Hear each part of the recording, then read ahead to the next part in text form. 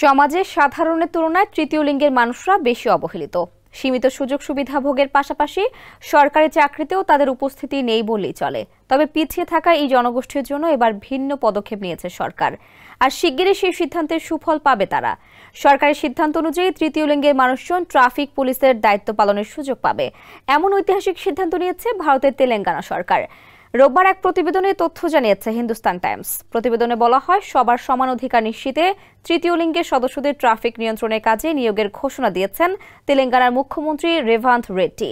এজন্য হায়দ্রাবাদ ট্রাফিক পুলিশের পক্ষ থেকে তাদের বিশেষ প্রশিক্ষণের ব্যবস্থাও করা হবে। প্রশিক্ষণ শেষে মূলত তাদের হায়দ্রাবাদেই নিযুক্ত করা হবে, তবে ধীরে ধীরে রাজ্যের অন্য অংশেও নিয়োগ দেওয়া হবে তাদের। ইডেন বে কক্সবাজার সমুদ্র সৈকতের উপর নিজেদের একটি ঠিকানা। মাত্র 5 লাখ টাকায় আপনিও হয়ে যেতে পারেন এই হোটেলের মালিক। সমাজে বৈষম্যের শিকার হলেও চাকরির ক্ষেত্রে সমতাই পাবে তৃতীয় লিঙ্গের সদস্যরা। চাকরিতে প্রবেশের পর সরকারি নিয়ম অনুযায়ী পাবে সব সুযোগ সুবিধা।